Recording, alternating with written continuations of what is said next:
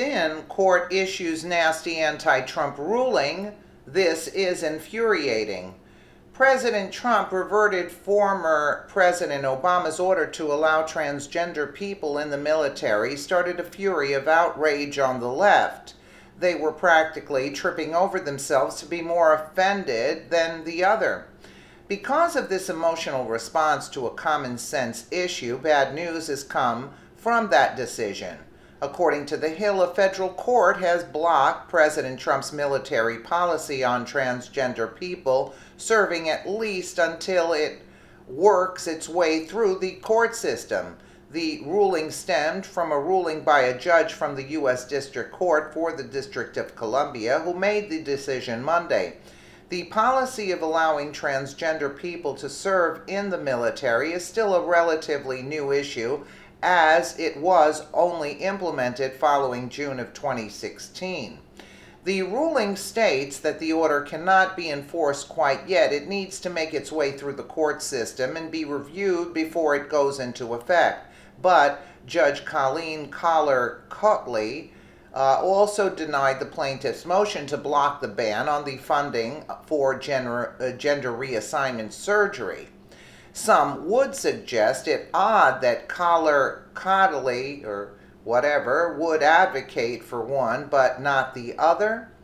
She included a 76-page memo along with her decision. Detailed in the memo, the judge writes that she believes that the plaintiffs will probably get what they want because of the argument that the, quote, transgender ban violates the Fifth Amendment right to due process.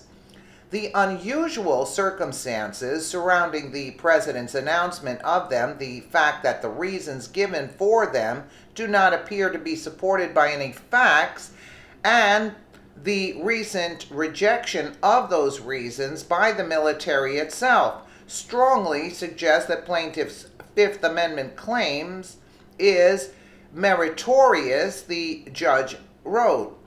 Some would say that there is a relevant fact-based argument to be made in this case.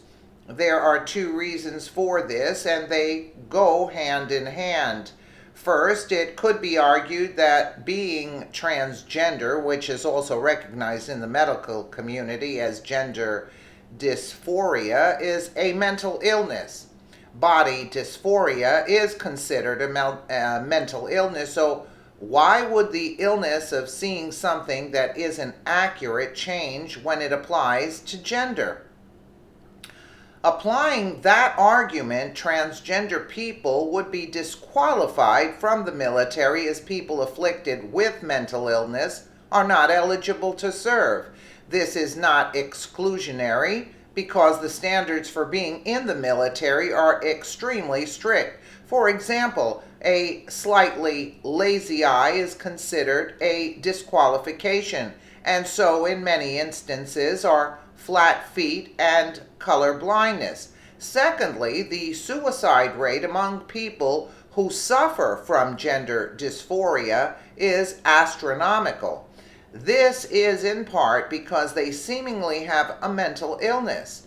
They would not only put their lives in danger, but put those who are serving alongside them at risk if they are, in fact, mentally disabled.